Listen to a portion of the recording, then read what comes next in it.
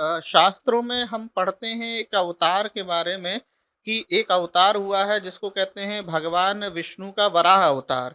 यूँ तो माना ये जाता है कि भगवान के अनंत अवतार हो चुके हैं, लेकिन कुछ विशेष अवतार जैसे बोला जाता है कि 24 अवतार हैं हमारे यहाँ। तो उन 24 अवतारों में से एक अवतार है विष्णु भगवान का वराह रूप में। और ये जो वराह अवतार जो भगवान ने लिया था, तो इसके संबंधित मतलब हमारे यहाँ जो कथा है वह ये आती है कि एक हिरण्याक्ष नाम का दैत्य हुआ था, जिसमें बोला जाता है कि उसने इस पृथ्वी को समुद्र में छुपा दिया था। तो भगवान विष्णु ने क्या किया था कि ब्रह्मा जी की नाक से उन्होंने अवतार लिया।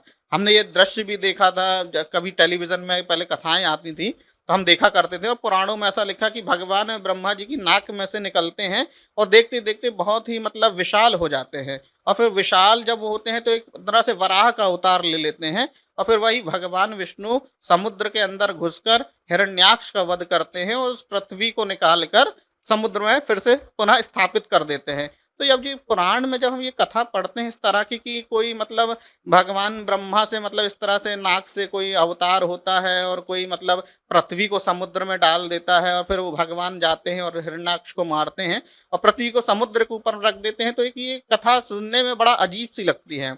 ऐसा लगता है कि इसमें कोई ऐसा कुछ तथ्य नहीं समझ में आता कि ये है क्या चीज़, क्योंकि अब समुद्र के अंदर पृथ्वी को डाल देना, तो अब हम जबकि ये देखते हैं कि समुद्र तो पृथ्वी के ही अंदर हैं, तो भाई ये जो समुद्र के अंदर जो पृथ्वी को हिरण्याक्ष ने डाल दिया, तो ये किस समुद्र में डाला? जबकि समुद्र तो पृथ्वी का ही एक भाग है। दूसरी बात, ये हिरण्याक्ष कहाँ पे था? क्या अंतरिक्ष में था? कौन से लोक में था? ये कुछ समझ में नहीं आता। फिर अब जो विष्णु भगवान का जो अवतार हुआ वराह का, वो ब्रह्मा जी के नाक से हुआ, तो ये समझ में नहीं आता कि ये इसका नाक से क्यों हुआ, और ये वराह बन के उन्होंने किस तरह से निकाला। तो ये मतलब अजीब सी थ्योरी लगती है कि यार ये कुछ समझ नहीं आता। इसको जब हम पढ़ते हैं तो पढ़ने में ऐसा लगता है कि यार ये कोई पौराणिक मतलब कथा है, और थोड़ा सा मतलब ऐसा लगता है जैसे गप है, कुछ समझ नहीं आता, कि लगता है अपने मन से लिख दी।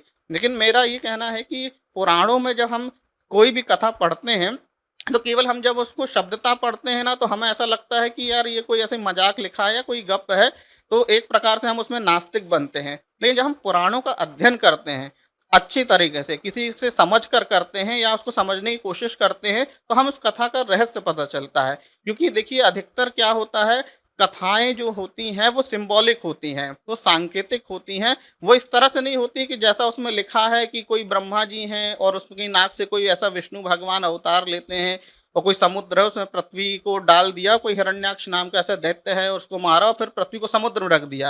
यदि हम ऐसा पढ़ेंगे तो वो तो ऐसा लगेगा कि यार ये कुछ अजीब सी घटना हो रही है, इसमें तो कोई सत्यता हो ही नहीं सकती। क्योंकि आज हमें भी पता है कि कोई पृथ्वी के नीचे कोई ऐसा कोई समुद्र नहीं है, कोई पानी नहीं है जहाँ पे पृथ्वी को डुबोया जा सके, बल्कि समुद्र पृथ्वी का ही एक भाग है। तो इसमें देखिए एक मैं इसकी जो सूक्ष्म जानकारी देना चाहूँगा कि इसका क्या मतलब है। इसका देखिए ठीक सीधा-सा मतलब जो है, इसमें जो पृथ्वी जो हम देखते हैं ना स्थूल रूप से, तो यहाँ पे जो पृथ्वी से मतलब पृथ्वी स्थूल पृथ्वी का नहीं है। यहाँ पृथ्वी से मतलब पृथ्वी तत्व से है, वह सूक्ष्म तत्व जो कि पृथ्वी से जिससे बनी है। हमारे यहाँ कहा जाता है कि पृथ्वी गंध तन्मात्रा, मतलब तन्मात्रा का मतलब होता है सूक्ष्म पदार्थ। एक गंध तन्मात्रा होती है, सूक्ष्म मात्रा होती है, जिससे पृथ्वी का निर्माण होता है, वो उसको यहाँ पे दर्शाया गया है पृथ्वी तत्व से। देखिए हमारे यहाँ शास्त्रों ने बताया है कि सबसे जो पंचभूत की उत्पत्ति कैसे होती है। सबसे पहले आकाश होता है, फिर वही आकाश से वायु उत्पन्न होता है, फिर वायु से अग्नि पैदा होती है, फिर अग्नि से जल पैदा होता है, फिर जल से पृथ्वी पैदा होती है। तो देखिए यहाँ सीक्वेंस को आपको समझिए कि जल से पृथ्वी पैदा होती है। तो ये जो जल हम जो साधारणता देखते हैं, इस जल से पृथ्वी नहीं पैदा होती जैसे हम मानते हैं।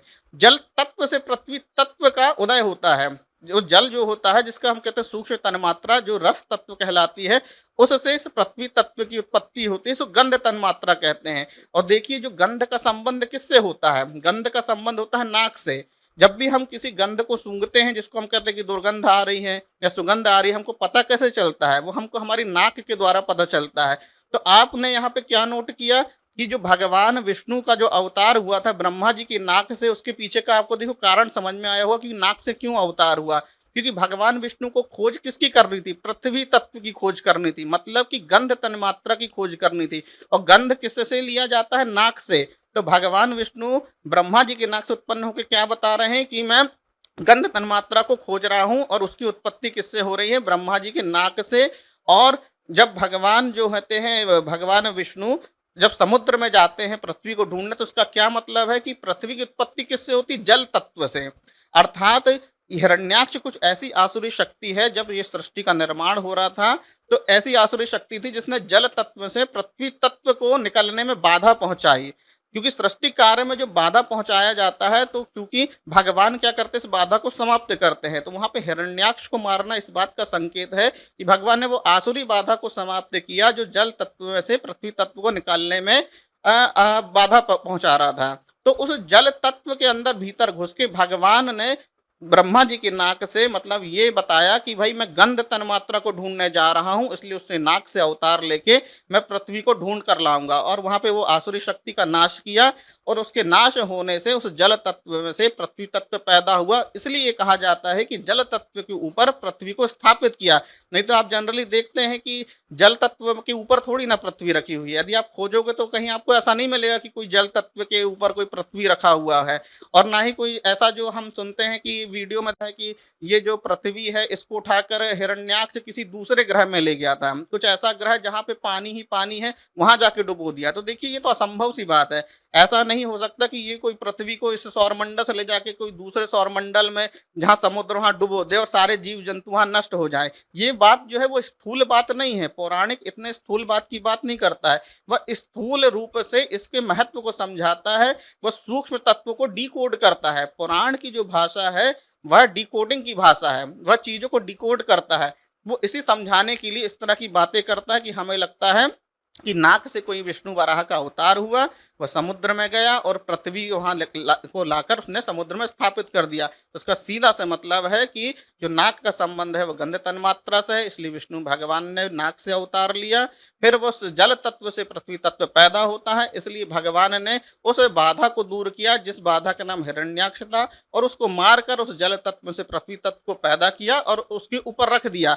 इसको आप इस तरह से समझ सकते हैं जैसे आकाश तत्व में वायु तत्व स्थापित है, वायु तत्व में अग्नि तत्व स्थापित है, अग्नि तत्व में जल तत्व स्थापित है, उसी प्रकार जल तत्व में पृथ्वी तत्व स्थापित है। तो ये सारी की सारी इस तरह की प्रक्रिया है।